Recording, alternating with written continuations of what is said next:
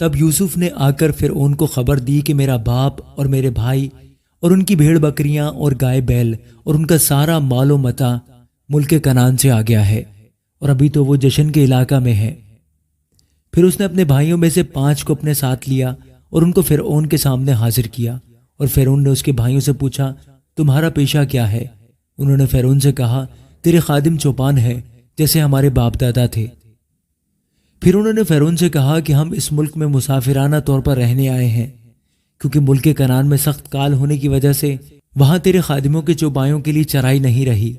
سو کرم کر کے اپنے خادموں کو جشن کے علاقے میں رہنے دے۔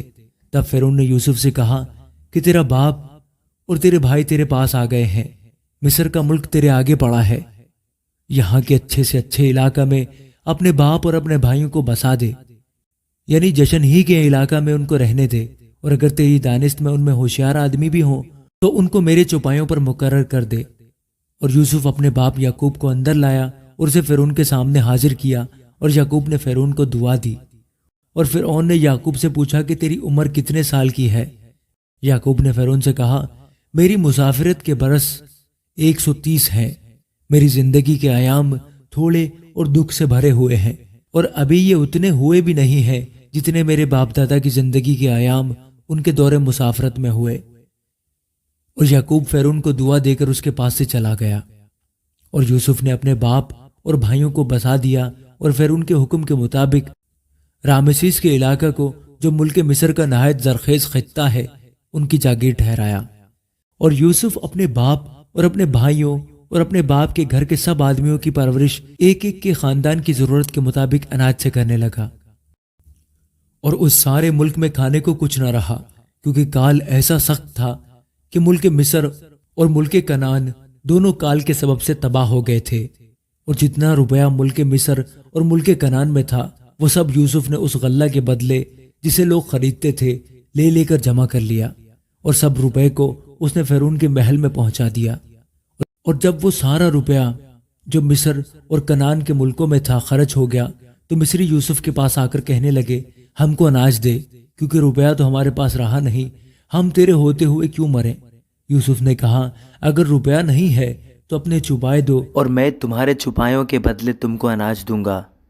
سو وہ اپنے چھپائے یوسف کے پاس لانے لگے، اور یوسف گھوڑوں اور بھیڑ بکریوں اور گائے بیلوں اور گدھوں کے بدلے ان کو اناج دینے لگا، اور پورے سال بھر ان کو ان کے سب چھپایوں کے بدلے اناج کھلایا۔ جب یہ سال گزر گیا تو وہ دوسرے سال اس کے پاس آ کر کہنے لگے، اس میں ہم اپنے خداوند سے کچھ نہیں چھپاتے کہ ہمارا سارا روپیہ خرچ ہو چکا،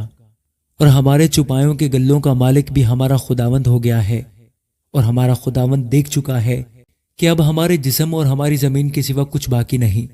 بس ایسا کیوں ہو کہ تیرے دیکھتے دیکھتے ہم بھی مرے اور ہماری زمین بھی اجڑ جائے، سو تو ہم کو اور ہماری زمین کو اناج کے بدلے خرید لے کہ ہم فرعون کے غلام بن جائیں، اور ہماری زمین کا مالک بھی وہی ہو جائے، اور ہم کو بیج دے تاکہ ہم ہلاک نہ ہو بلکہ زندہ رہیں اور ملک بھی ویران نہ ہو۔ اور یوسف نے مصر کی ساری زمین فرعون کے نام پر خرید لی، کیونکہ کال سے تنگ آ کر مصریوں میں سے ہر شخص نے اپنا کھیت بیچ ڈالا، سو ساری زمین فرعون کی ہو گئی، اور مصر کے ایک سرے سے لے کر دوسرے سرے تک جو لوگ رہتے تھے ان کو اس نے شہروں میں بسایا۔ لیکن پجاریوں کی زمین اس نے نہ خریدی، کیونکہ فرعون کی طرف سے پجاریوں کو رسد ملتی تھی، سو وہ اپنی اپنی رسد جو فرعون ان کو دیتا تھا کھاتے تھے، اس لیے انہوں نے اپنی زمین نہ بیچی۔ تب یوسف نے وہاں کے لوگوں سے کہا کہ دیکھو، میں نے آج کے دن تم کو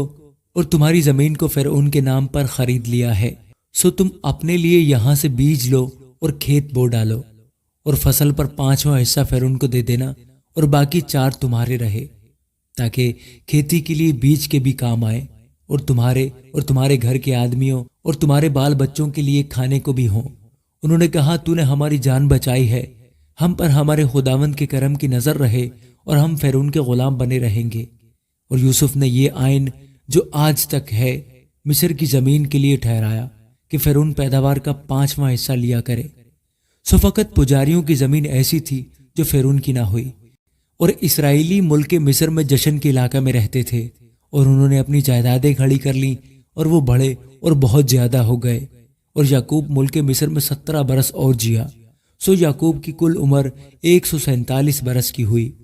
اور اسرائیل کے مرنے کا وقت نزدیک آیا۔ تب اس نے اپنے بیٹے یوسف کو بلا کر اس سے کہا، اگر مجھ پر تیرے کرم کی نظر ہے تو اپنا ہاتھ میری ران کے نیچے رکھ